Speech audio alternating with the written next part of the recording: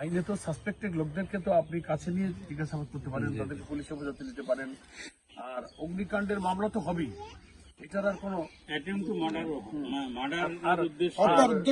রাত্রিবেলায় আগুন দিলে তো মানুষ মরে যেত, তো ওর যদি ঘুম না ভাঙতো তো আগুনে পুড়ে মরে যেত।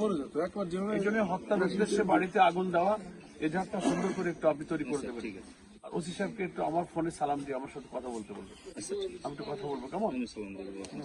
বলবেন যে স্যার আসছিলেন, মামলা নিতে হবে, আর ওর আব্বা আর ওরা ভাইদেরকে নিয়ে একটু স্পেশালি ওদের মনের কথা শুনবেন যে ওরা কাদেরকে ধারণা করে। মানুষ সাসপেক্টেড ব্যক্তিদেরকে জিজ্ঞাসা করলে মামলা নাম উল্লেখ করে এদেরকে আপনি অ্যারেস্ট করবেন, জিজ্ঞাসাবাদ করে আইনের আওতায় নিয়ে যাবেন। কারণ এটা যদি এখন না হয় তো আবার কিন্তু এখানে শুরু করে সাহস পাবে, বলবে যে ও তাহলে এখানে করেনি। ডেন্টিস্টের পরামর্শ নাও নতুন কোলগেট অ্যাক্টিভ সল্ট।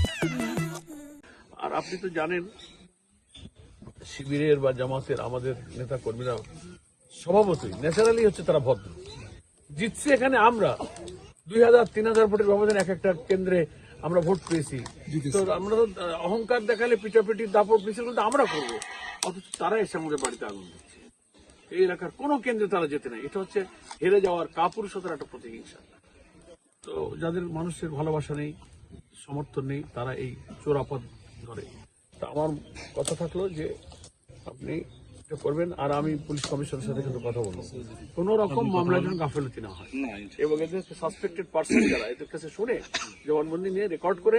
আর আপনারা যেহেতু স্পট ভিজিট করে গেলেন, আপনার তো ভিডিও দেখে গেলেন,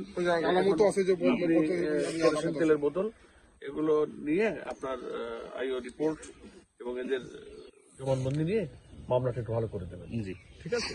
ঠিক আছে। ওই যে আমাদের এক সাব ইন্সপেক্টর আসছে।